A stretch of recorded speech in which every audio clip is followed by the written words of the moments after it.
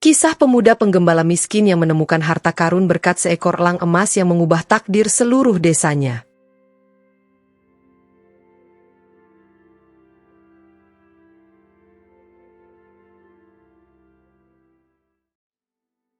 Gading bangun saat langit masih abu-abu. Angin pagi menyisir gubuk reot yang ia panggil rumah. Atapnya bocor di beberapa titik, dan papan-papan pagar tergeser oleh musim. Ia menarik sarung dari tubuhnya, meraba meja kecil tempat secuil beras dan kendi air.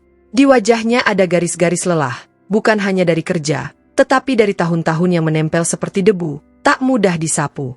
Meski begitu dalam dirinya masih ada sesuatu yang tak mudah padam, rasa ingin berbuat benar dan hidup sederhana yang tak ternoda. Pekerjaan Gading setiap hari sederhana, tapi menuntut kesabaran. Ia mengembalakan kerbau milik Kurdi, pengusaha kaya di desa yang hidupnya seperti bintang jauh, terang, tak terjangkau. Setiap pagi Gading membawa kerbau-kerbau itu ke padang, mengawasi mereka merumput, membelai punggung satu persatu ketika udara terlalu panas. Kurdi jarang turun tangan. Kadang ia lewat dengan kereta kecil, berkata singkat, "Jaga baik-baik," lalu tertawa ringan di antara kertas-kertas yang lebih penting dari binatang-binatangnya sendiri. Gading tak punya banyak keluh. Ia tahu siapa dirinya dan apa yang menjadi batasnya. Ia paham bahwa kerja kerasnya memberi makan keluarganya sehari-hari, memberi sedikit roti untuk adiknya ketika sakit. Di balik kenyataan yang keras itu, ada pula hal-hal kecil yang membuat hidupnya terasa hidup. Suara lembut air sungai saat ia memandikan kerbau, tawa anak-anak yang mengejar satu sama lain di tepi ladang, dan secangkir teh hangat buatan Ibu Sari di warung kecil dekat jembatan ketika sore tiba. Kehidupan itu sederhana, seperti untai katun yang dijahit seadanya, namun Gading tak ingin lebih dari cukup. Pagi itu, ketika kabut memudar, Gading membawa 3 kerbau ke area biasa. Mereka merumput dengan tenang, rumput pagi masih basah oleh embun yang menempel rapi. Gading duduk di atas batu, mengikat rambutnya dengan tali yang sudah lama ia pakai. Ia memperhatikan satu persatu kerbau yang mengunyah, merasa seperti bagian kecil dari sesuatu yang lebih besar, seolah semua gerak-gerik sehari-hari ini merupakan ritus yang menenangkannya.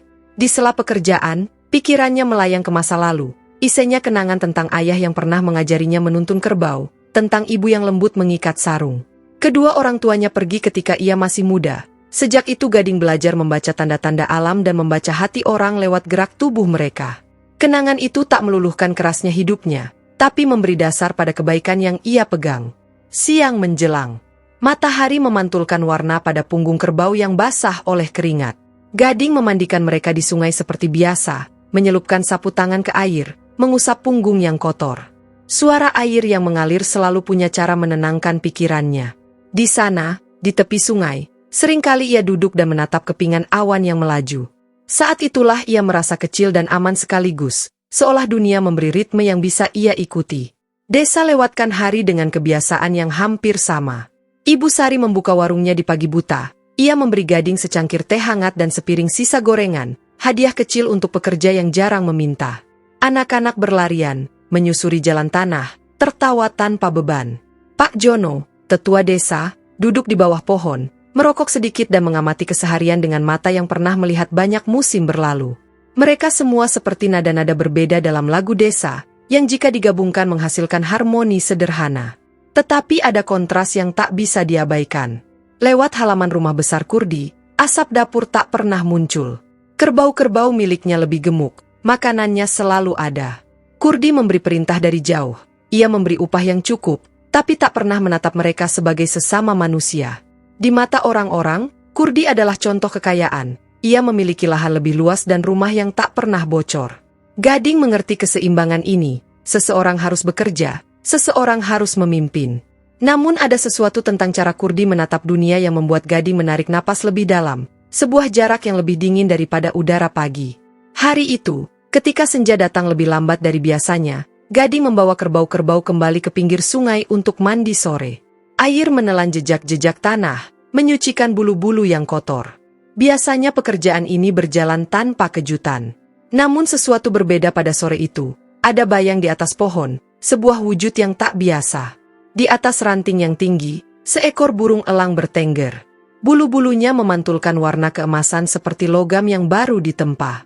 Cahaya matahari memeluk tubuhnya, membuatnya tampak bukan sekadar burung biasa, melainkan hal yang lain, sesuatu yang agung dan asing sekaligus. Gading menatapnya dengan hati yang tiba-tiba berdebar. Burung itu besar, matanya tajam menatap ke arah sungai seolah menilai setiap gerakan air. Elang itu tidak bergerak banyak. Ia hanya menunduk, seperti memberi salam pada Gading dari ketinggian. Ada keheningan yang aneh, bukan hening yang kosong, melainkan hening yang penuh makna. Gading merasakan sesuatu di dadanya, hangat bercampur dingin. Ia tahu ada pesan, tetapi ia tak tahu bagaimana menafsirkannya. Ia melanjutkan memandikan kerbau dengan tangan yang sedikit gemetar, mencoba mengabaikan getaran yang datang dari dalam. Ketika satu kerbau selesai, Gading mengangkat kepalanya sekali lagi. Elang itu menatapnya langsung, dan kali ini Gading mendapat sensasi lain, seolah burung itu ingin mengajak, bukan dengan kata, tetapi dengan gerak. Dalam sekejap, elang itu mengepakkan sayapnya perlahan, lalu terbang ke atas, perlahan menanjak. Ia tidak menjauh, ia berputar, lalu melayang rendah, seakan menunjuk jalur di antara pepohonan yang gelap di kejauhan. Gading menatap. Ada sesuatu yang memaksa kakinya untuk berdiri.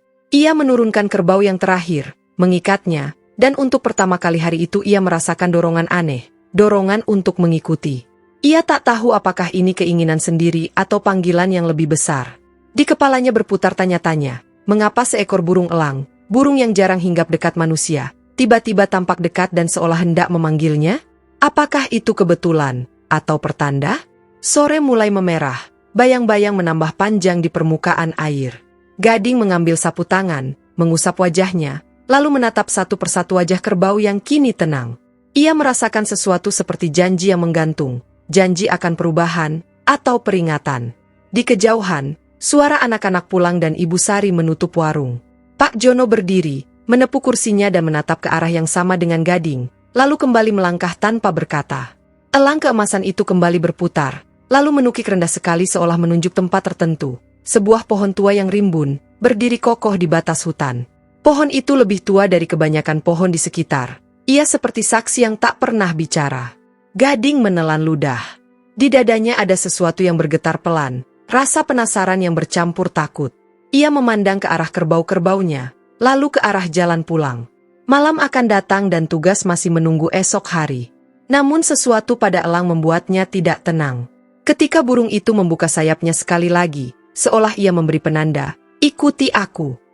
Gading menatapnya dalam-dalam, lalu menunduk, mengikatkan tali pada kerbaunya, dan untuk sesaat memejamkan mata, membiarkan napasnya panjang dan stabil. Di sanubarinya, Gading tahu hari ini bukanlah akhir dari apapun. Ada sesuatu yang baru telah mengetuk hidupnya. Sesuatu yang berkilau, hangat, dan asing.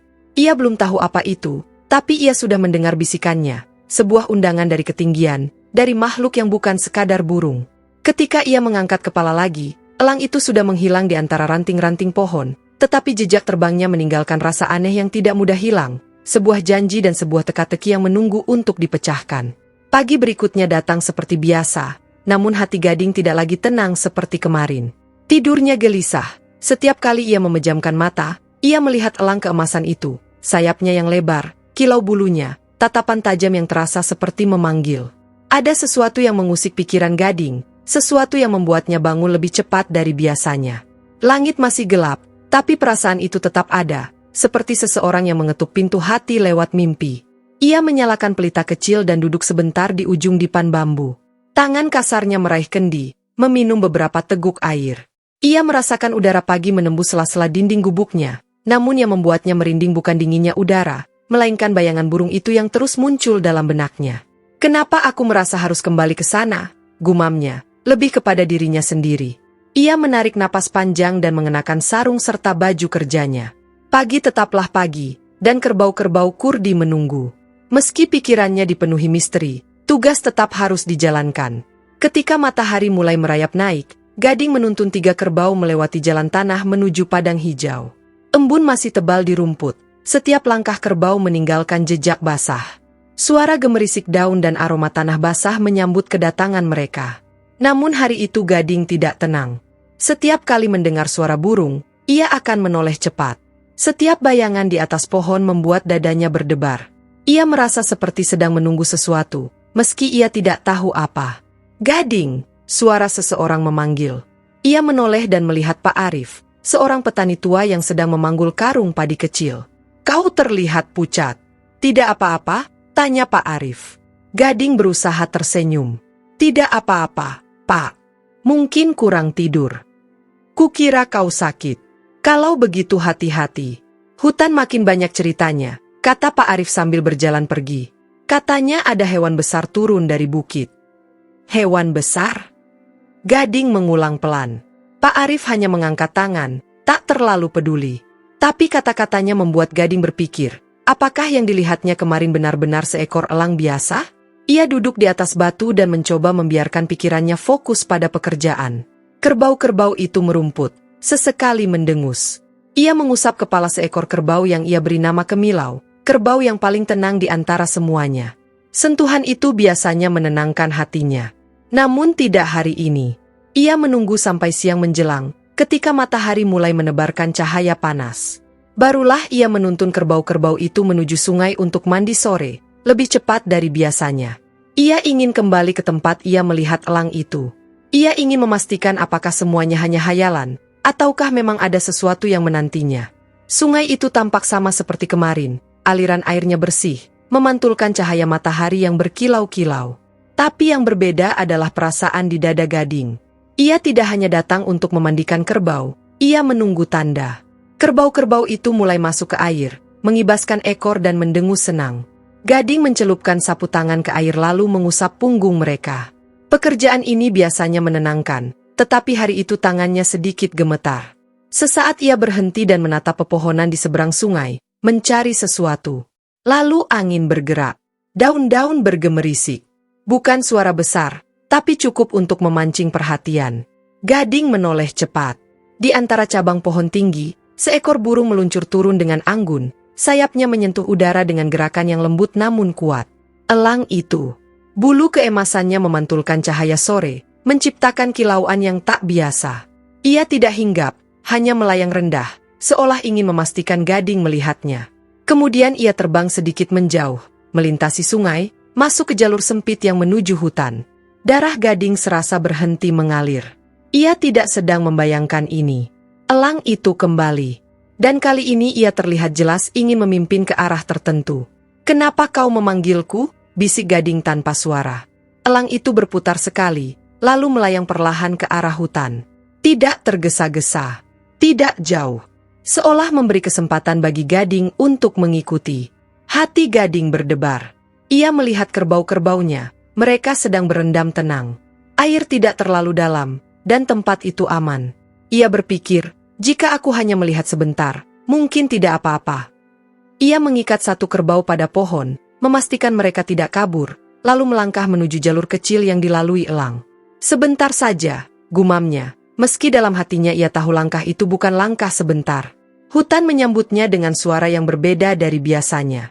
Ada bau tanah basah, aroma kayu tua, dan suasana yang membuat kulitnya merinding.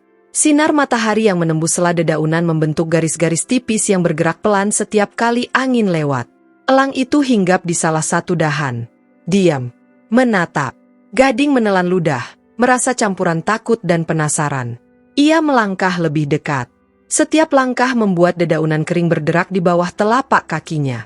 Ketika ia hampir mencapai burung itu, elang tiba-tiba terbang lagi. Tidak jauh, hanya beberapa meter ke arah dalam hutan.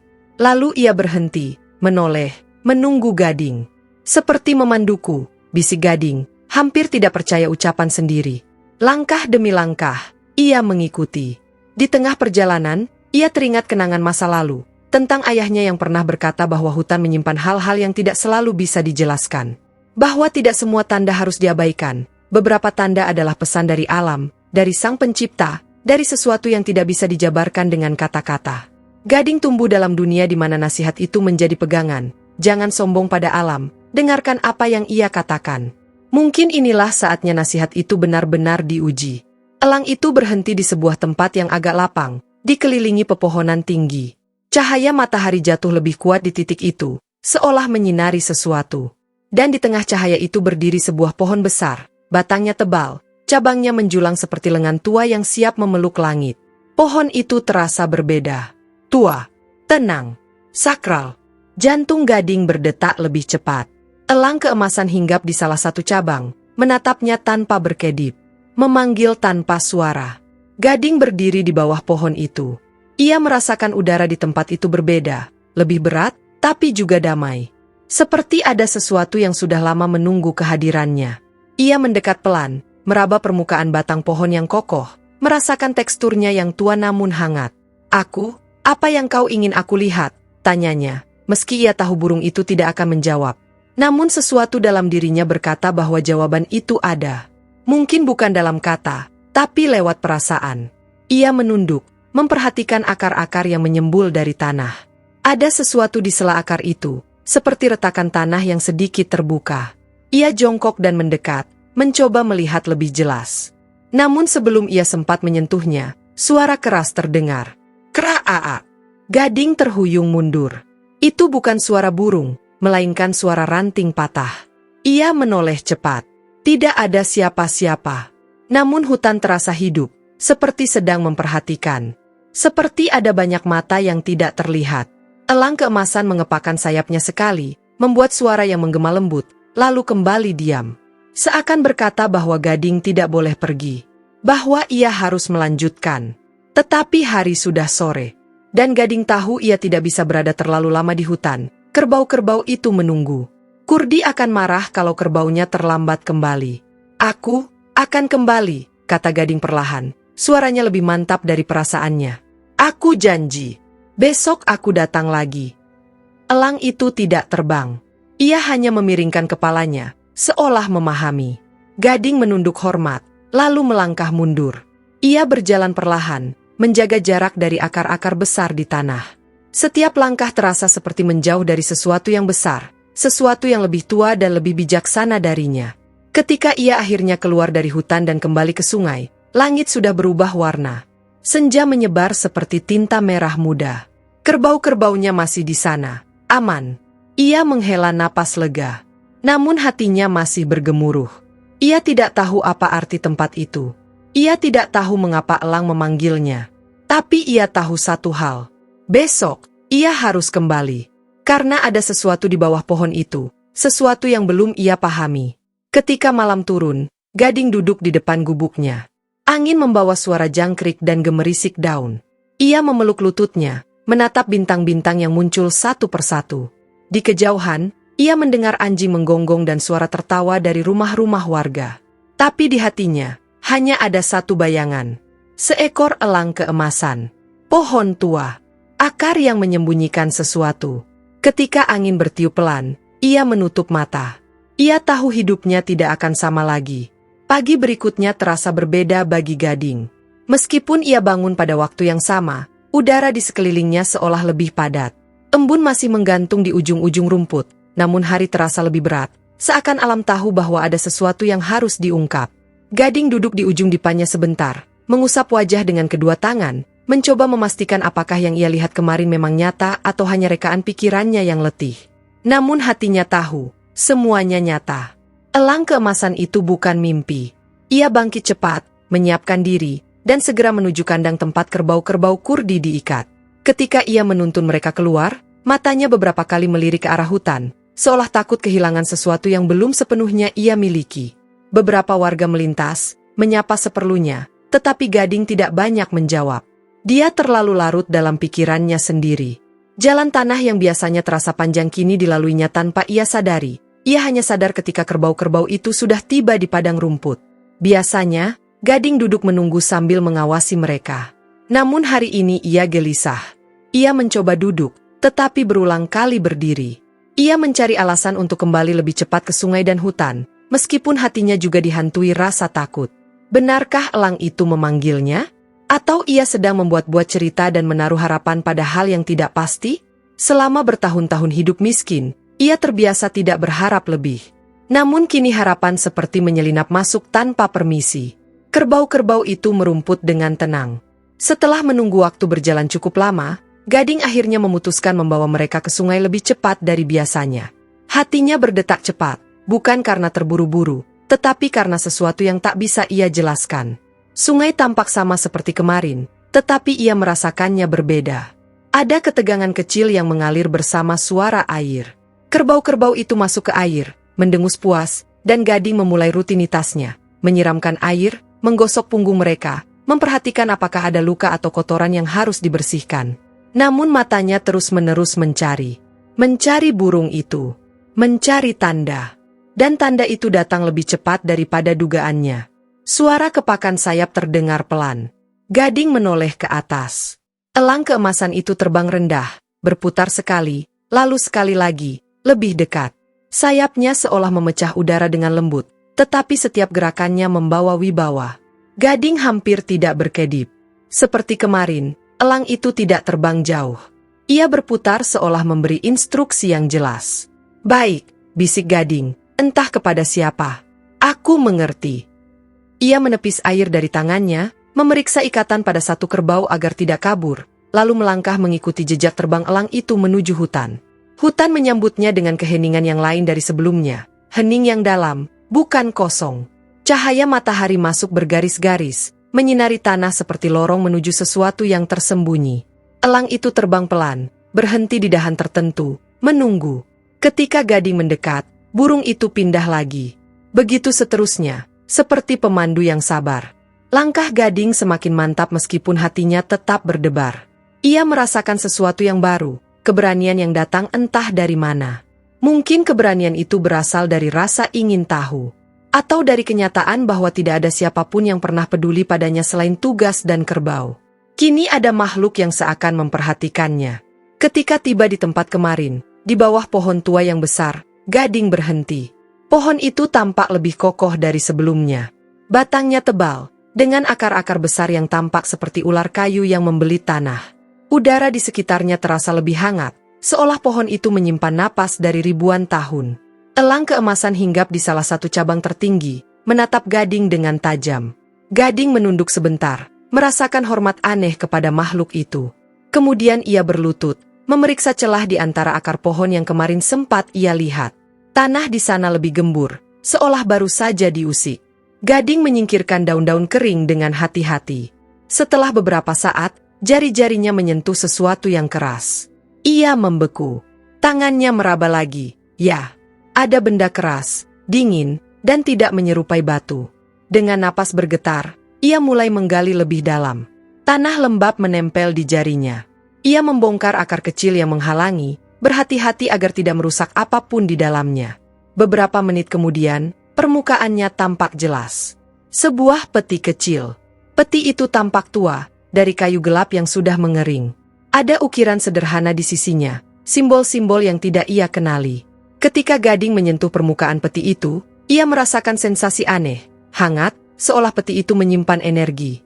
Napasnya naik turun cepat. "Ini, apa?" bisiknya. Ia melihat ke atas.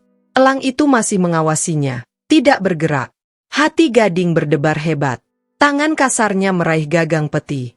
Ia menarik perlahan, dan dengan sedikit usaha, peti itu terlepas dari genggaman akar-akar pohon. Tanpa berpikir panjang, Gading membuka peti itu. Dan cahaya keemasan menyembur keluar. Bukan cahaya yang menyilaukan, tetapi cahaya hangat yang memantul lembut, membuat kulitnya merinding. Di dalam peti itu, tertata rapi, ada tumpukan kepingan emas, beberapa permata kecil, dan benda yang tampak seperti perhiasan tua. Gading mundur sedikit. Matanya membesar. Air liurnya menelan gugup. Ia belum pernah melihat emas sebanyak ini. Bahkan Kurdi pun, dengan segala kekayaannya, mungkin tidak memegang emas sebanyak yang kini ada di dalam peti kecil itu. "Ini tidak mungkin," katanya lirih. Tangannya gemetar ketika ia menyentuh satu keping emas. Berat, padat, nyata. Dalam sekejap, puluhan pikiran melintas di kepalanya. Ia bisa memperbaiki gubuknya. Ia bisa membeli sawah kecil. Ia bisa hidup layak. Ia bisa berhenti bekerja pada Kurdi. Ia bisa. Namun sebelum ia larut dalam bayangan itu, sebuah suara menggema. Sebuah suara yang bukan berasal dari manusia. Bukan dari angin. Bukan dari hatinya sendiri. Suara itu datang dari atas, dari elang keemasan yang masih bertengger di cabang pohon. Suara itu tegas, dalam, aneh, tetapi dapat dimengerti. Gunakan dengan hati yang bersih. Gading terperanjat. Ia hampir menjatuhkan emas yang sedang dipegangnya. Ia menoleh ke atas, wajahnya pucat. "Ka, kau bicara?" Suaranya tercekat. Elang itu menatapnya, bulu-bulunya tebarkan kilau halus. "Harta ini bukan untuk keserakahan." Gading tidak bisa bergerak. Ini bukan mimpi. Burung itu bicara. Ia mendengarnya jelas. Elang melanjutkan dengan suara yang terdengar seperti gabungan antara bahasa manusia dan bisikan angin. Siapapun yang menemukan harta ini akan diuji. Gunakanlah untuk kebaikan, maka hidupmu akan terangkat. Tapi jika kau gunakan untuk keserakahan, harta ini akan membawa kebinasaan. Badan Gading gemetar. Ia menatap peti itu, lalu menatap elang. Hatinya dipenuhi campuran rasa takut dan takjub. Aku tidak mengerti. Kenapa aku? Tanyanya. Elang itu menggerakkan sayapnya sedikit, lalu berkata, karena hatimu jujur, karena kau tidak meminta, karena kau tidak mencari. Gading menunduk. Air matanya tiba-tiba menetes tanpa ia sadari. Ia tidak tahu apakah ini berkah atau kutukan. Namun suara elang itu begitu jelas, begitu penuh wibawa, sehingga ia tahu tidak boleh menganggap ini main-main. Gunakan seperlunya. Berilah pada yang membutuhkan. Jangan biarkan keserakahan menutup hatimu. Udara di sekeliling mereka seolah bergetar. Gading merasakan energi misterius yang mengalir lewat pohon itu, lewat tanah, lewat suara burung itu yang memenuhi udara. Lalu dalam sekejap, elang itu mengepakkan sayapnya dan terbang naik. Bayangannya melintas di wajah Gading. Burung itu tidak menghilang, tetapi terbang melayang rendah, seolah memerintahkan Gading untuk menyimpan peti itu dengan hati-hati. Baik, kata Gading akhirnya, suaranya bergetar. Aku akan berusaha menggunakan harta ini dengan benar. Ia menutup peti dengan kedua tangan, menahan napas saat cahaya keemasan itu padam perlahan. Peti itu kini tampak biasa, tapi Gading tahu isinya bukan hal biasa. Ia menggendongnya dengan hati-hati. Beratnya menuntut kekuatan, tetapi tanggung jawab yang ia rasakan jauh lebih berat daripada bobot peti itu sendiri. Saat ia melangkah keluar dari hutan, elang itu terbang mengikutinya dari jauh. Diam, namun mengawasi. Gading tahu satu hal. Hidupnya baru saja berubah. Tidak ada jalan kembali. Sejak menemukan peti itu, malam-malam Gading tidak pernah benar-benar tenang. Meskipun tubuhnya lelah setelah bekerja, pikirannya terus berputar. Suara elang, cahaya emas, peringatan tentang keserakahan. Beberapa kali ia terbangun, merasa seperti ada mata yang mengawasinya dari luar gubuknya. Meski ketika ia menengok, hanya terlihat gelap dan suara serangga malam. Pagi hari, Gading bangun lebih cepat dari biasanya. Ia menatap peti kecil yang disembunyikan di bawah papan lantai gubuknya, dibungkus kain lusuh. Ia menyentuh ujung kain itu, memastikannya masih di sana, lalu menarik napas panjang. Hanya sedikit, untuk hal yang perlu, katanya pada dirinya sendiri. Ia menyiapkan diri, lalu keluar menuntun kerbau-kerbau kurdi menuju padang. Hari itu matahari cerah, tapi hati Gading penuh pertanyaan. Di padang rumput, Gading duduk sambil mengawasi kerbau merumput. Ia memandangi tangannya yang kasar, memikirkan bagaimana hidupnya selama ini. Di satu sisi ia bersyukur menemukan harta itu, tetapi di sisi lain ia takut membuat kesalahan. Bayangan ucapan elang itu terus menghantui. Gunakan dengan hati yang bersih. Harta ini bukan untuk keserakahan. Yang tamak akan binasa. Gading tidak berniat menjadi orang tamak. Ia hanya ingin hidup layak. Sebuah keinginan sederhana, bukan? Namun dunia tidak pernah sesederhana itu. Siang hari, setelah kerbau-kerbau tampak kenyang, Gading membawa mereka kembali menuju sungai untuk mandi. Rutinitas ini biasanya membuatnya merasa damai, tetapi hari itu ia gelisah. Ia merasa masih diawasi. Entah oleh elang, atau oleh sesuatu yang lain. Ketika ia sedang menggosok punggung kerbau, sebuah suara terdengar dari belakang. Gading! Ia menoleh. Seorang tetangga bernama Tono berjalan mendekat. Lelaki itu terkenal suka berbicara dan tak bisa menyimpan rahasia. Tadi pagi aku lihat kau beli beras di warung Busari. Banyak juga, ya? Katanya sambil tersenyum heran. Gading menelan ludah. Ia memang memakai sedikit dari emas itu untuk membeli beras dan minyak, hanya cukup untuk 1 bulan ke depan. Menurutnya itu tidak berlebihan. Oh, iya, sedikit saja, jawab Gading. Namun Tono memperhatikannya dari ujung kaki hingga kepala, seperti sedang mengukur sesuatu yang berubah dari Gading. Kau dapat uang dari mana? Kurdi tetap bayar upah yang sama kan? Atau kau kerja sampingan? Gading tersenyum canggung. Ada sedikit rezeki dari bantuan orang. Tono menyipitkan mata. Bantuan orang? Orang mana? Kenapa tiba-tiba jadi murah hati? Gading merasa tidak nyaman. Ia tahu Tono tidak jahat, tapi mulutnya bisa menjadi masalah jika ia terlalu penasaran. Ia menggeleng pelan dan berpura-pura sibuk memandikan kerbau. Untung Tono tidak bertanya lebih lanjut, hanya berkata, "Kalau kau butuh teman ngobrol, mampir ke rumah. Aku tak keberatan kalau ada rezeki yang ingin dibagi." Lelaki itu tertawa, bercanda, lalu pergi. Tapi Gading tahu tawa itu bukan sembarang tawa. Ada tanda tanya di baliknya. Sore itu, ketika Gading selesai bekerja dan hendak pulang, seseorang berdiri di depan jalan. Kurdi. Pemilik kerbau itu jarang menemuinya langsung. Biasanya hanya lewat atau memanggil dari kejauhan. Tetapi hari ini Kurdi berdiri tegak di tengah jalan seakan sengaja ingin mencegah Gading lewat. "Gading," panggilnya dengan nada yang tidak terlalu ramah. "Sebentar." Gading berhenti. "Iya, Tuan Kurdi." Kurdi mendekat sambil memandangi kerbau-kerbaunya. Kerbau-kerbau ini terlihat lebih gemuk dari biasanya. "Apa kau beri mereka makan lebih banyak?" "Tidak, Tuan. Sama seperti biasa." Kurdi mengerutkan alis. "Aneh. Seperti dirawat dengan sangat baik. Kau tidak sedang mencoba mengambil hati mereka untuk meminta kenaikan upah, kan?" Gading cepat menggeleng. "Tidak, Tuan. Saya hanya bekerja sebaik mungkin." Kurdi berjalan mengitari Gading, memperhatikan pakaian, wajah, dan gerak-geriknya. Lalu ia berkata pelan, "Aku dengar, kau belanja agak banyak akhir-akhir ini." Dada Gading menegang. "Tadi pagi ada yang cerita padaku," lanjut Kurdi tanpa mengalihkan tatapannya. "Katanya kau beli banyak beras. Kau dapat duit dari mana? Jangan bilang kau menjual sesuatu dari kandangku." Suara Kurdi dalam dan menuduh. Gading menelan ludah. "Saya tidak menjual apapun, Tuan. Itu uang dari rezeki kecil." "Rezeki?" Kurdi menyipitkan mata. "Rezeki dari mana? Kau pikir aku bodoh?" Gading tidak bisa menjawab. Suaranya tercekat. Kurdi maju sedikit. Jaraknya hanya 1 langkah dari wajah Gading. "Dengar baik-baik," katanya dingin. "Kalau aku tahu kau menyentuh barang-barangku atau mencuri, aku tidak akan segan melaporkanmu."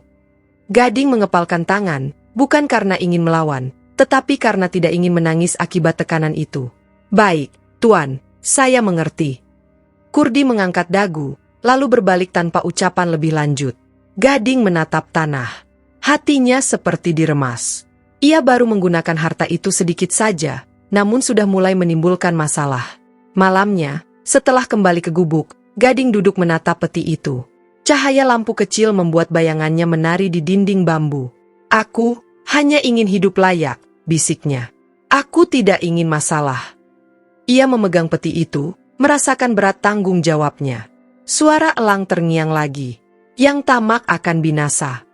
Gading menggigit bibir. "Tapi aku tidak tamak, aku hanya takut." Tiba-tiba, dari luar, terdengar suara langkah kaki mendekat. Gading berhenti bernapas. Ia mematikan lampu. Menunggu. Langkah itu berhenti tepat di depan pintu gubuknya. "Gading," suara seseorang memanggil dengan nada rendah. Gading mengenali suara itu. Tono. Namun suaranya tidak seperti biasa. Ada nada licik di sana. "Gading, aku tahu kau di dalam." Tidak ada gerakan dari Gading. "Aku lihat tadi, kau bicara sama Kurdi. Dia curiga padamu, ya?" "Diam." Tono tertawa pelan. "Aku cuma mau bantu. Buka pintunya, dong. Kita ngobrol sebentar." Gading tetap diam. Ia tidak ingin membuka pintu. Tono menghembuskan napas keras. "Baik, kalau kau tidak mau buka, aku cuma mau bilang satu hal." Hening beberapa detik. "Aku lihat kau pulang kemarin, dari arah hutan. Bukan dari sungai. Aneh, ya?" Gading membeku. "Sampai besok, Gading," kata Tono. "Aku akan tunggu cerita darimu." Langkah Tono akhirnya menjauh. Gading merosot perlahan ke lantai. Tangannya berkeringat. Ia sadar satu hal penting. Semakin ia mencoba menyembunyikan harta itu, semakin orang-orang curiga. Dan ia belum melakukan apapun selain menggunakan sedikit rezeki. Lalu tiba-tiba, angin berembus dari jendela. Lembut, namun terasa asing. Di luar, terdengar kepakan sayap pelan. Gading menoleh. Di atas pohon depan gubuknya, Seekor burung elang bertengger. Elang keemasan. Dalam remang cahaya malam, bulunya tetap memantulkan kilau tipis. Gading berdiri pelan dan membuka sedikit pintu gubuknya. "Elang," bisiknya, "aku tidak mengerti. Apa aku sudah salah?" Burung itu menundukkan kepalanya, seolah memahami. Lalu suara itu terdengar lagi, tidak sekencang sebelumnya, tetapi tetap jelas. "Hati-hati pada manusia. Mereka mencium perubahan." Gading menggigil. "Aku takut. Aku tidak tahu harus bagaimana." Elang itu mengepakkan sayap perlahan dan berkata, "Bukan harta yang membahayakanmu, tetapi mereka yang menginginkannya." Napas Gading tercekat. "Gunakan dengan bijak. Jangan memberitahu siapapun." Setelah pesan itu, elang terbang naik, melintasi langit malam, lalu menghilang di antara pepohonan. Gading berdiri lama di depan pintu gubuknya. Di dadanya tumbuh perasaan baru, semacam kecemasan yang bercampur tekad. Ia tahu cobaan pertamanya sudah datang, dan baru akan menjadi semakin berat. Ia menutup pintu perlahan dan kembali duduk di samping peti itu. Hari ini, ia belajar satu hal penting. Harta, meskipun sedikit, dapat mengubah cara orang memandangmu, bahkan sebelum kau menggunakannya. Dan ujian pertama itu baru dimulai. Keesokan harinya, Gading berjalan ke padang rumput dengan langkah yang lebih berat daripada biasanya. Langit tampak mendung, tetapi cuacanya tidak separah mendung di dalam dadanya. Ia merasa seperti membawa dua beban. Satu adalah tali kerbau yang ia genggam, dan satu lagi adalah rahasia yang menempel di punggungnya seperti bayangan gelap. Ia belum tidur semalaman. Pikiran tentang Tono yang mengintai, Kurdi yang mencurigai, dan elang yang memperingatkan terus berputar tanpa henti. Harta itu semakin terasa bukan sebagai berkah, tetapi sebagai api kecil yang bisa membakar siapapun yang menyentuhnya tanpa hati-hati. Ketika tiba di padang, Gading mencoba melakukan rutinitas seperti biasa. Namun ia bisa merasakan sesuatu telah berubah. Ada dua orang warga yang berbisik sambil melirik ke arahnya. Seorang ibu menghentikan langkahnya saat melihat Gading lewat, seolah takut sesuatu dari dirinya akan menular. Bisikan kecil mulai mengikuti kemanapun ia pergi. Katanya dia tiba-tiba punya banyak uang. Kurdi mencurigainya, "Ya? Jangan-jangan dia melakukan sesuatu di hutan." Gading menelan ludah. Tidak ada satupun yang mengatakannya langsung kepadanya, tetapi tatapan mereka lebih menusuk daripada kata-kata. Siang hari, ketika kerbau-kerbau itu sedang merumput, seseorang berjalan mendekat. Pak Dirga, salah satu warga yang dikenal sebagai pria baik sekaligus terbuka. "Gading," panggilnya sambil melambaikan tangan. Gading berdiri. "Iya, Pak." Pak Dirga menatapnya dengan bingung. "Ada apa sebenarnya? Banyak orang bertanya-tanya tentangmu. Semalam Tono bilang melihatmu keluar dari hutan. Katanya kau membawa sesuatu." Hati Gading berdegup kencang. "Pak, saya cuma lewat, tidak ada apa-apa." "Tapi kenapa orang-orang bilang kerbau-kerbau Kurdi lebih gemuk dari biasanya? Dan kau belanja lebih banyak dari biasanya?" tanya Pak Dirga dengan suara yang tidak bernada menuduh, tetapi cukup untuk membuat dada Gading sesak. Saya hanya dapat rezeki kecil." Pak Dirga mengangguk, tetapi keraguan masih nampak. "Kalau ada masalah, kau bisa bicara dengan saya. Aku tahu kau bukan orang jahat." Ucapan itu menenangkan, tetapi sekaligus mengingatkan Gading betapa tipisnya garis antara dipercaya dan dicurigai. Sedikit saja kesalahan, semua bisa runtuh. Ketika sore tiba dan Gading membawa kerbau-kerbau ke sungai untuk memandikan mereka, ia merasakan suasana semakin tidak wajar. Sungai itu biasanya tenang, tetapi hari itu beberapa anak tidak bermain di sana. Warga jarang lewat, seolah sungai itu ikut menjauh darinya. Ia mengusap punggung kerbau sambil menatap ke permukaan air. Bayangannya tampak gelap, lebih gelap dari biasanya. Ia mengusap wajah, mencoba menghapus rasa gundah, tetapi tidak berhasil. Suara langkah datang dari belakang. Gading menoleh. Tono, dengan dua lelaki lain yang sering menjadi teman hangoutnya di warung, Rasno dan Jamie. Tono menepuk-nepuk tangannya, tersenyum lebar, tetapi senyum itu jelas bukan senyum ramah. Gading, katanya sambil mendekat. "Aku dengar banyak cerita menarik tentangmu." Gading mencoba tetap tenang. "Ada apa lagi, Ton?" Tono menyeringai. "Orang-orang bilang kau simpan sesuatu dari hutan." "Apa itu, ya? Benda yang berat? Berkilau? Harta karun, mungkin?" Gading terdiam. Kerongkongannya kering. Rasno dan Jemi ikut tertawa kecil. Kau pikir selama ini kami tidak memperhatikanmu? Kau yang biasanya cuma beli 2 genggam beras, kok sekarang berani beli 1 kantong besar? Kata Rasno. Kurdi juga mulai curiga, tambah Jemi. Kalau dia sampai tahu kau menyembunyikan sesuatu, tamatlah kau. Tono mencondongkan tubuh, wajahnya hanya 1 jengkal dari wajah Gading. Jadi, kawan, apa yang kau temukan di hutan? Gading menelan air liur. Tangannya menggenggam ujung tali kerbau. Saya tidak menemukan apa-apa, jawabnya tegas, meski suaranya sedikit bergetar. Tono menghentakkan kakinya ke tanah. Jangan bohong. Aku melihatmu. Kau membawa sesuatu. Dan aku ingin tahu apa itu. Gading memalingkan wajah. Itu bukan urusanmu. Tono mendengus, lalu tanpa peringatan mendorong bahunya. Gading tersentak. Rasno dan Jemi ikut mendekat. Situasi semakin panas. Jangan coba-coba menyembunyikan harta kalau kau tidak mau celaka, kata Jemi. Gading merasa dadanya naik turun cepat. Ia tidak ingin memicu pertengkaran. Ia menunduk, mencoba meredakan ketegangan. Pergilah. Aku tidak ingin masalah.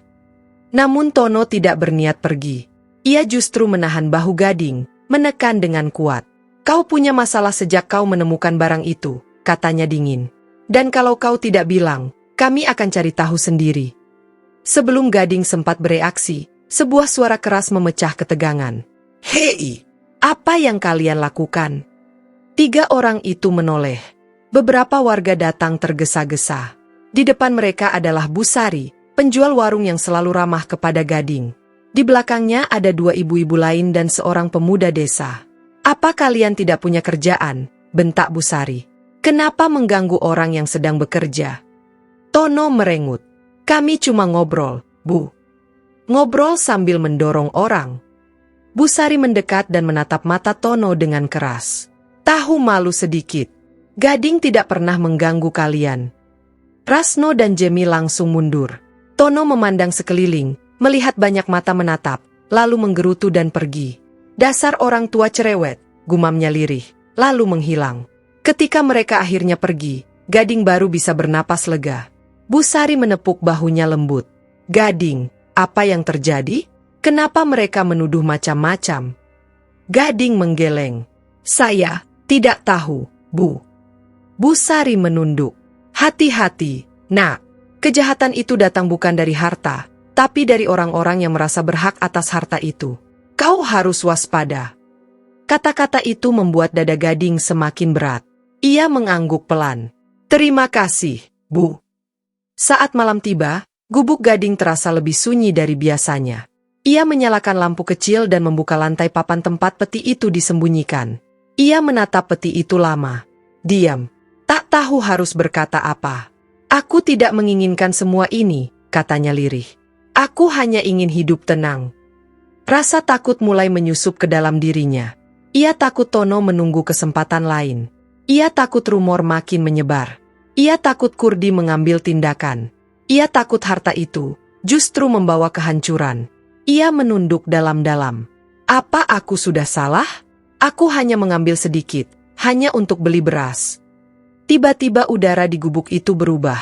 Lembut, tetapi terasa seperti ada hembusan dari sayap besar. Gading menoleh. Di jendela gubuknya, seekor elang keemasan hinggap. Matanya memancarkan cahaya yang tidak berasal dari lampu. Tidak ada angin, tidak ada suara lain, hanya kehadirannya yang terasa begitu besar. Gading mendekat dengan hati-hati.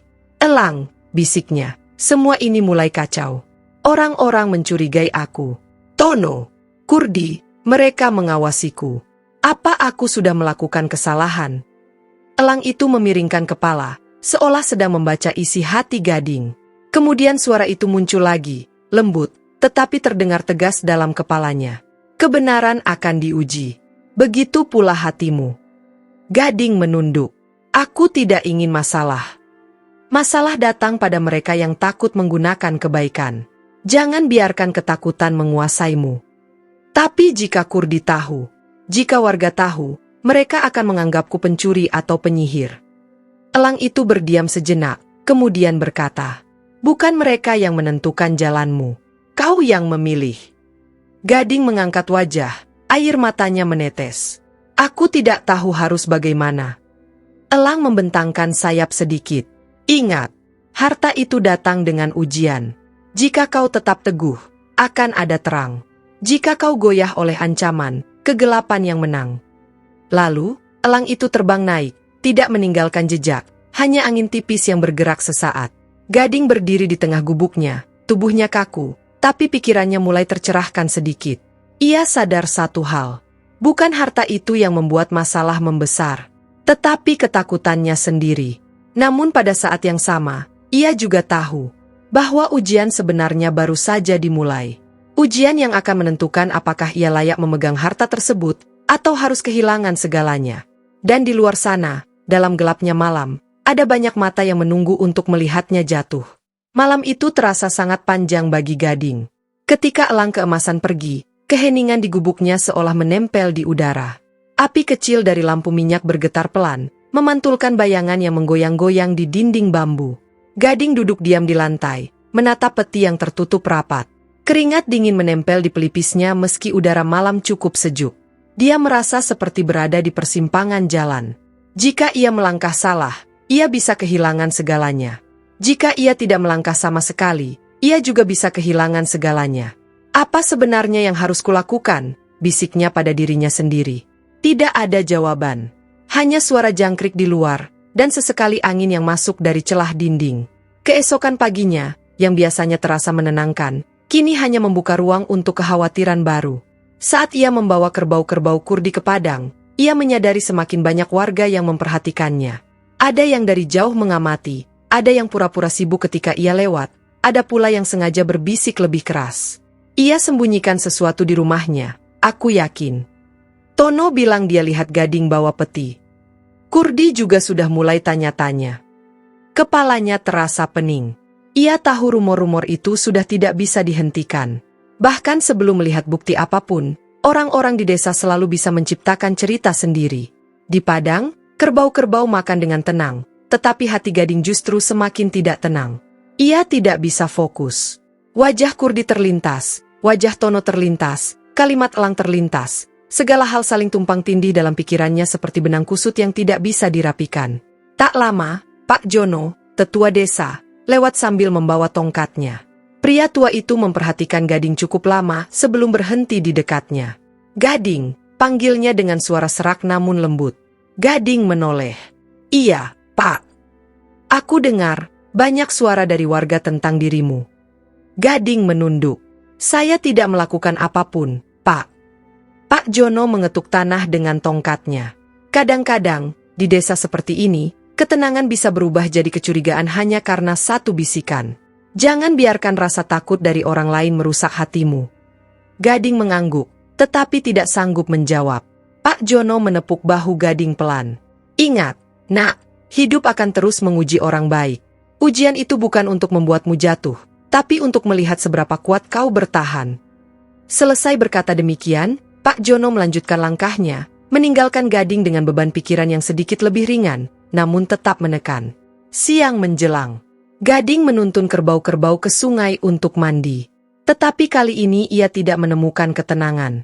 Ia merasa seperti seseorang mengikuti dari belakang. Ia beberapa kali menoleh, tetapi tidak melihat siapapun.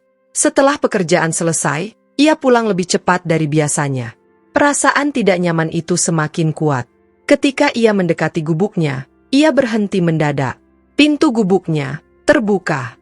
Padahal tadi pagi, ia yakin sudah menguncinya. Hatinya tercekat. Ia buru-buru berlari. Tidak, jangan sampai. Ketika ia masuk, lututnya hampir goyah. Lantai papan tempat ia menyembunyikan peti itu terbuka. Dan peti itu hilang. Gading tercekat. Mulutnya terbuka, tetapi tidak ada suara keluar. Tubuhnya bergetar hebat. Ia memeriksa setiap sudut gubuk, di bawah dipan, di balik karung-karung beras, di belakang wadah air. Tidak ada. Peti itu benar-benar hilang. Tidak, tidak, tidak, serunya akhirnya. Ia memegang kepalanya, tubuhnya jatuh terduduk di lantai. Napasnya terengah-engah. Ia merasa seperti dikhianati oleh dunia. Ia memikirkan ucapan elang, tentang ujian, tentang hati bersih, tentang bahaya keserakahan. Tetapi ia tidak merasa tamak. Ia hanya menggunakan sedikit, hanya untuk hal-hal dasar. Lalu kenapa harta itu menghilang? Kenapa? Kenapa semua harus jadi seperti ini? Isaknya. Matanya memanas. Untuk pertama kalinya sejak dewasa, ia menangis seperti anak-anak. Tangis yang tidak bisa ditahan. Tangis yang penuh rasa kecewa, takut, marah, dan tak paham. Setelah beberapa saat, tangisannya mereda. Ia mengusap wajah dengan kasar, mencoba berdiri, tetapi lututnya goyah lagi. Lalu, dari luar, terdengar suara lembut. Kepak sayap. Gading menoleh. Elang keemasan itu berdiri di dahan pohon tepat di depan gubuknya. Bulu-bulunya bersinar meski matahari sudah mulai redup. Burung itu terlihat lebih hikmat daripada biasanya, seolah mengetahui apa yang baru saja terjadi. Gading melangkah keluar dengan lemah. Elang, suaranya pecah. Peti itu hilang. Elang menatapnya lama. Lalu suaranya terdengar. Hanya yang kuat hatinya, yang pantas menyimpan harta itu. Gading menggeleng frustasi. Aku tidak kuat. Aku hanya ingin hidup layak. Aku tidak ingin kaya. Aku tidak ingin sombong. Aku hanya ingin makan cukup dan tidak hidup dalam ketakutan. Apa itu salah? Elang mengepakkan sayap, namun tidak terbang. Suaranya terdengar lebih lembut. Harta itu tidak hilang. Ia hanya pergi dari tangan yang masih diliputi ketakutan. Apa maksudmu? Tanya Gading dengan suara bergetar. Selama hatimu dipenuhi ketakutan, selama kau membiarkan ancaman manusia menggoyahkan keberanianmu, harta itu tidak bisa menetap dalam hidupmu. Gading terdiam. Hatinya ditekan dengan kenyataan pahit. Ia memang takut. Takut pada Tono. Takut pada Kurdi. Takut pada desas-desus. Takut hidupnya berubah menjadi lebih buruk. Elang melanjutkan. Harta itu bukan untuk orang yang memakai kebaikan hanya ketika aman. Ia adalah titipan, dan yang menjaga titipan harus berani menanggung resikonya. Gading jatuh berlutut. Aku tidak ingin menjadi orang yang buruk. Tapi bagaimana aku bisa melindungi harta itu, jika semua orang menindasku? Untuk sesaat, Elang hanya diam. Kemudian suaranya terdengar lagi. Karena itu kau diuji. Kehilangan adalah bagian dari pembelajaran. Kau harus menemukan kembali alasanmu, dan menguatkan hatimu. Aku tidak tahu apakah aku bisa. Elang menatapnya dengan lebih lembut, tatapan yang seperti memahami seluruh sakitnya. Kau bisa. Kau sudah melewati hidup yang lebih sulit sebelum menemukan harta itu. Kau hanya lupa seberapa kuat hatimu sebenarnya.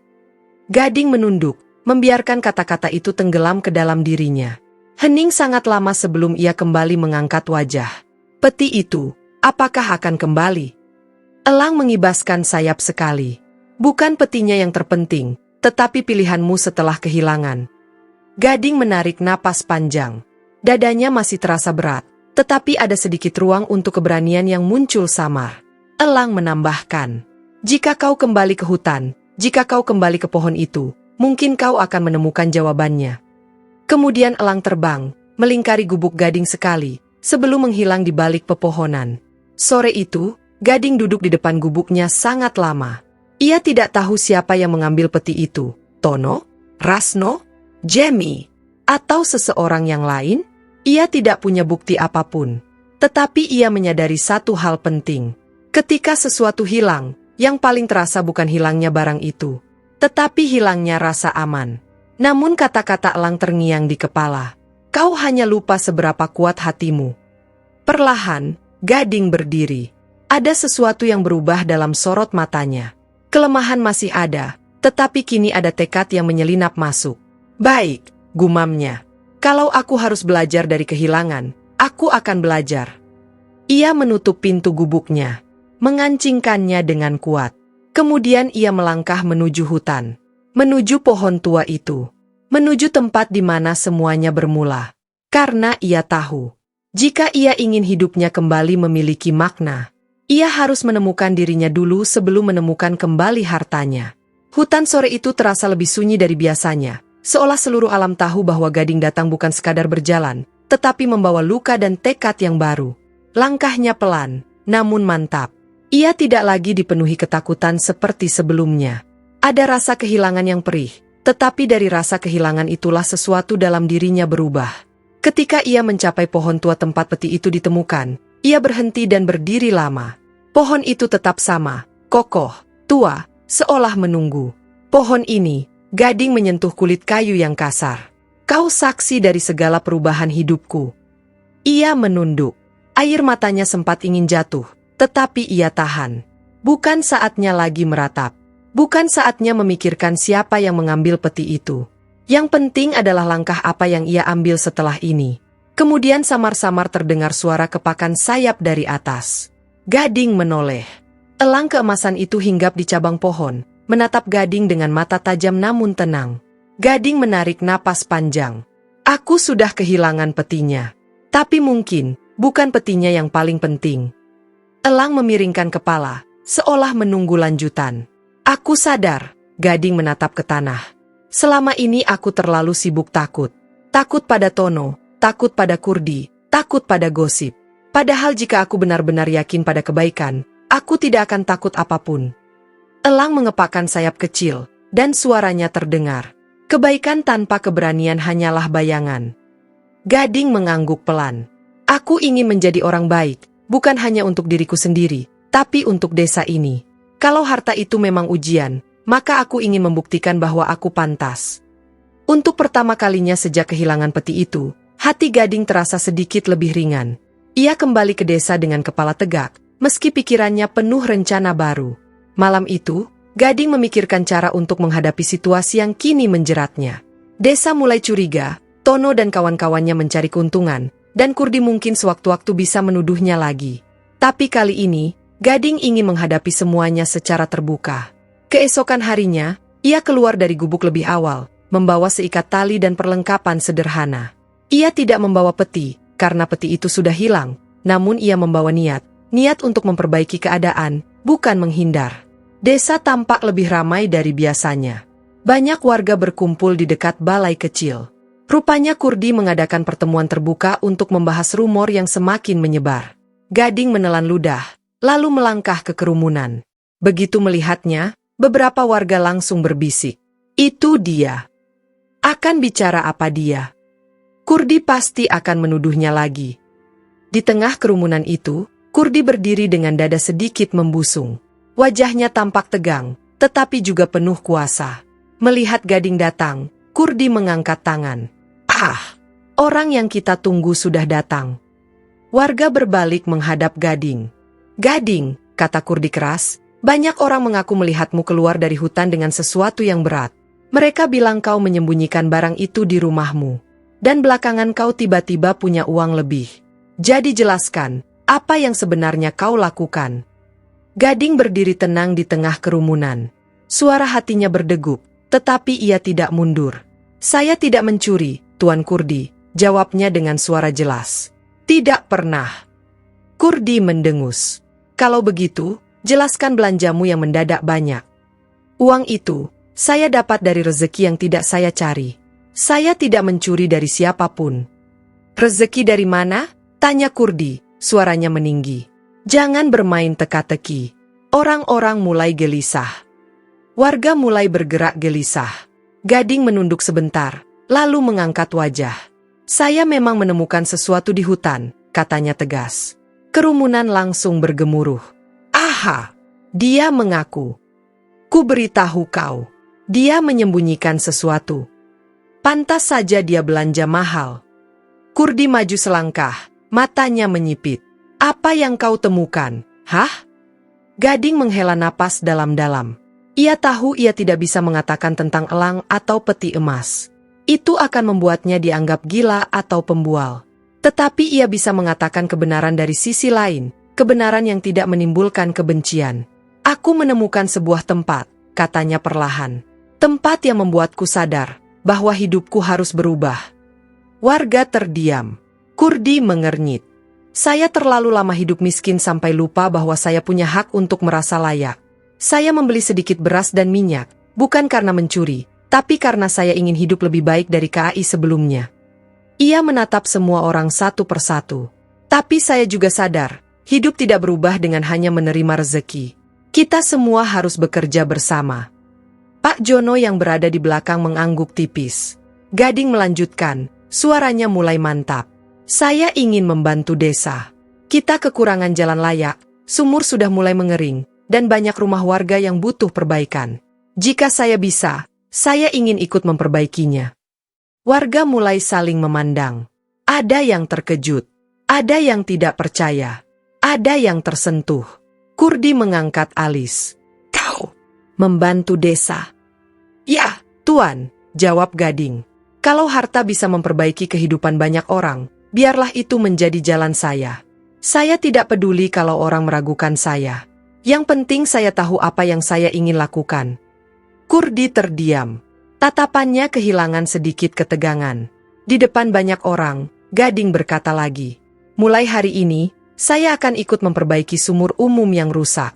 Lalu saya ingin bantu memperbaiki jalan kecil menuju ladang. Bukan dengan uang, tapi dengan tenaga dan waktu. Seorang pemuda desa maju, berkata, kalau begitu, aku ikut membantu. Lalu satu ibu-ibu berkata, aku bisa buatkan makanan untuk pekerja, kalau memang kerja bakti dimulai. Pak Arif berkata lantang, aku bisa bawa alat. Satu persatu, warga mulai berdiri di sisi Gading. Kurdi memandang mereka. Sorot matanya berubah. Ada sedikit rasa malu, atau mungkin tersentuh. Ia mendekat ke Gading, suaranya akhirnya menurun. Gading, kau benar-benar ingin lakukan itu? Ya, Tuan. Kurdi menatap wajah Gading lama, lalu berkata perlahan. Aku tidak mengira kau akan bicara begitu. Hidup tidak selalu tentang harta, Tuan, ujar Gading tenang. Ada hal yang lebih berharga, seperti saling percaya. Kurdi menarik napas panjang. Kemudian, untuk pertama kalinya, ia mengulurkan tangan. Baiklah, kita bekerja sama. Desa ini memang sudah lama butuh pembenahan. Gading menyambut uluran itu. Warga yang melihat bersorak kecil, sebagian tersenyum lega. Dan di atas mereka, tanpa ada yang menyadari, seekor elang keemasan melayang pelan di udara, mengawasi dalam diam. Bulu-bulunya berkilau oleh cahaya matahari, seperti memberi restu pada langkah baru Gading. Beberapa hari berikutnya, kehidupan di desa berubah. Gading bangun setiap pagi lebih awal dari biasanya, lalu bergabung dengan para warga untuk mulai memperbaiki sumur dan jalan kecil. Ia tidak merasa terbebani, malah ia merasa hidupnya menjadi lebih berarti. Kurdi, yang biasanya hanya memberi perintah, sesekali ikut membawa peralatan. Warga melihat perubahan itu, dan hubungan mereka perlahan membaik. Tono dan kawannya tidak lagi mendekat. Mungkin malu, mungkin takut. Tapi Gading tidak peduli lagi. Ia sudah menemukan jalannya. Dan meski peti emas itu masih hilang, ia tidak lagi merasa kosong. Kehadiran elang sesekali terlihat, seolah memastikan bahwa Gading berjalan di jalan yang benar. Hati Gading kini lebih kuat dari sebelumnya. Karena ia tahu, kebaikan tanpa keberanian memang hanya bayangan. Tetapi kebaikan dengan keberanian dapat mengubah dunia kecil sebesar desa. Musim mulai berganti ketika hari-hari kerja bakti di desa berjalan. Matahari terbit lebih pelan, angin lebih lembut, dan langit sering tampak biru teduh. Desa yang dulu dipenuhi bisikan dan curiga kini mulai berubah menjadi desa yang penuh suara gotong royong. Gading bangun setiap hari sebelum fajar. Ia menyalakan lampu kecil, mencuci wajah, lalu berjalan keluar gubuknya untuk melihat pekerjaan yang sudah dilakukan warga sehari sebelumnya. Jalan kecil yang menuju ladang mulai tampak rapi, lubang-lubang tanah sudah diisi dengan batu dan tanah liat yang dipadatkan bersama-sama. Di sumur umum, batu-batu baru menumpuk membentuk dinding kuat, menggantikan batu lama yang rapuh. Masyarakat mulai tersenyum pada Gading. Bahkan beberapa kali anak-anak desa memanggilnya sambil berlari kecil, seperti melihat seorang pahlawan yang ramah, bukan penggembala miskin yang dicurigai. Namun di balik semua itu, Gading masih memikirkan satu hal, peti yang hilang. Ia tidak lagi merasa takut kehilangan harta itu, tetapi ia tetap ingin memahami maksud dari ujian ini. Mengapa peti itu datang, lalu pergi? Apakah dirinya gagal? Atau apakah ini bagian dari perjalanan yang harus ia lewati? Setiap malam ia duduk di depan gubuk, menatap langit malam, menunggu tanda dari elang. Dan meski elang itu kadang terbang melintas, sudah beberapa malam ia tidak singgah di dahan pohon dekat gubuk seperti biasanya. Seolah elang itu ingin memberi ruang bagi Gading untuk membuktikan dirinya sendiri, tanpa bantuan. Suatu pagi, Gading berjalan menuju padang untuk membawa kerbau-kerbau Kurdi. Ia melihat beberapa warga sudah berada di sana lebih dulu, memeriksa hasil kerja semalam. Kurdi sendiri berdiri di dekat pagar kecil, melihat-lihat dengan tangan bersedekap. Belakangan ini, Kurdi berubah sikap. Nada suaranya tidak lagi setajam dulu. Caranya memandang Gading juga tidak lagi seperti menilai seorang bawahan, melainkan seseorang yang ia hormati. Ketika Gading mendekat, Kurdi mengangguk kecil. Pekerjaan kita membuahkan hasil. Gading tersenyum. Iya, Tuan. Kurdi menatapnya sekilas, lalu berkata, kau bisa panggil aku Kurdi saja. Tidak usah Tuan. Gading tertegun sesaat. Hatinya terasa hangat. Baik, Kurdi. Kurdi menepuk bahu Gading. Aku tidak tahu apa yang membuatmu berubah, Gading. Tapi aku melihat perubahan itu baik. Desa ini butuh orang seperti kau. Kalimat sederhana itu terasa seperti air yang menyejukkan jiwa. Sejenak mereka diam, hanya mendengarkan suara rumput bergesek dan angin yang lewat. Di langit, suara burung terdengar, tetapi bukan elang. Hanya burung-burung kecil yang terbang rendah. Kurdi berkata lagi, oh ya, beberapa warga melihat seseorang mondar-mandir dekat rumahmu beberapa hari lalu. Kau yakin tidak ada barangmu yang hilang?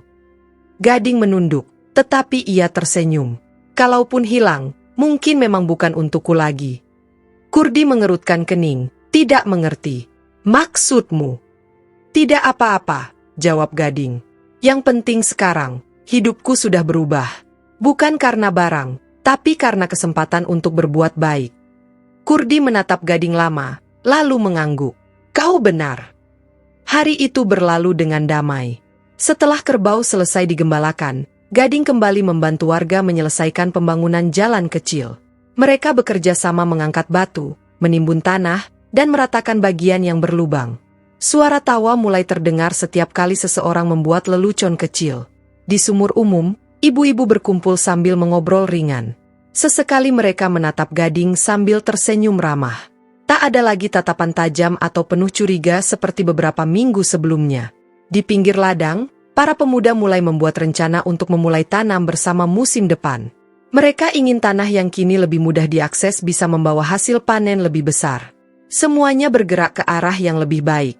Semua terasa seperti lahir kembali. Tetapi bagi Gading, ada satu hal yang belum selesai. Ia belum kembali ke hutan setelah hari terakhir ia berbicara dengan elang. Sore itu, ketika pekerjaan selesai, Gading memutuskan melangkah ke hutan seorang diri. Hutan masih memesona seperti pertama kali ia masuk. Tenang, sejuk, dan penuh suara halus yang menyatu dengan angin. Ia berjalan mengikuti jalur yang sudah ia hafal. Jalur itu kini terasa seperti lorong kenangan. Ketika sampai di pohon tua, ia berhenti di bawah cakarnya yang besar. Pohon itu tetap kokoh, tetap sunyi. Tetapi ada sesuatu yang berbeda. Gading berdiri memejamkan mata dan meletakkan tangan pada batang pohon. Dalam keheningan itu ia berbicara lirih.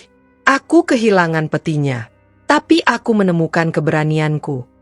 Ia membuka mata. Kalau harta itu memang bukan untukku, aku tidak apa-apa. Aku sudah mengerti bahwa kekayaan bukan soal emas di tangan, tetapi kebaikan di hati. Angin bertiup lembut, seperti menjawab. Dan pada saat itulah, suara kepakan sayap terdengar. Gading menoleh. Elang keemasan itu kembali, meluncur turun perlahan seperti lembaran cahaya. Ia hinggap di cabang rendah, lebih dekat dari biasanya, membuat Gading bisa melihat kilaunya dengan jelas.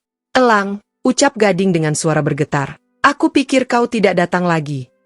Suara itu terdengar, lebih lembut, lebih damai dari sebelumnya. Aku datang, karena kau telah menemukan hatimu kembali. Gading menunduk hormat. Aku sudah kehilangan peti itu. Peti itu bukan untuk disimpan selamanya. Maksudmu? Harta itu adalah ujian. Ia akan datang dan pergi, sesuai keadaan hati manusia. Gading terdiam. Angin berhenti sesaat, seolah memberi ruang pada kata-kata itu. Ketika hatimu diliputi ketakutan, peti itu pergi. Tetapi ketika hatimu teguh dan penuh kebaikan, berkahnya kembali mengalir dalam hidupmu. Gading mengangkat wajah. Apakah petinya akan kembali? Elang menggeleng pelan. Bukan petinya yang kembali, tetapi jalan hidupmu yang akan diberkati. Gading menghela napas. Kali ini bukan napas berat, tetapi napas lega. Ia mengerti. Harta itu hanyalah simbol, bukan tujuan, bukan inti. Yang diuji adalah hatinya. Dan yang ditemukan adalah keberanian yang selama ini hilang. Elang melanjutkan. Mulai hari ini, gunakan hidupmu untuk menuntun orang lain. Kau tidak butuh peti emas untuk membawa perubahan. Kau hanya perlu hati yang teguh dan kebaikan yang kau tanam setiap hari. Gading tersenyum. Aku akan melakukannya. Elang mengepakkan sayap sekali, lembut, namun membuat daun-daun di sekitar bergetar halus. Ini bukan akhir, tetapi awal. Lalu burung itu terbang naik tinggi, melewati pucuk pohon-pohon, menghilang perlahan di balik cahaya matahari senja. Gading berdiri lama memandang langit. Hatanya penuh. Matanya berkaca-kaca, namun bibirnya tersenyum. Ia tahu hidupnya tidak akan kembali seperti dulu, bukan karena harta, tetapi karena ia kini mengerti arti sesungguhnya dari berkah dan tanggung jawab. Beberapa minggu kemudian, desa berubah lebih maju dari sebelumnya. Jalan kecil kini lebih mudah dilalui, sumur umum lebih kuat, dan hubungan antar warga semakin harmonis. Gading menjadi sosok yang dihormati tidak karena kekayaan, tetapi karena kerja keras dan ketulusannya. Kurdi sering datang untuk berdiskusi tentang rencana perbaikan desa lainnya. Para pemuda menjadikannya tempat bertanya. Para ibu-ibu memujinya sebagai orang yang hatinya bersih. Dan setiap malam, ketika angin lewat dari arah hutan, Gading selalu merasakan sesuatu. Bukan kehadiran fisik elang, tetapi aroma yang menenangkan, seolah elang itu masih mengawasinya dari jauh. Warisan yang ditinggalkan bukanlah peti emas, melainkan keberanian dan kebijaksanaan yang menuntunnya menghadapi hidup. Dan bagi Gading, itu jauh lebih berharga dari harta karun apapun.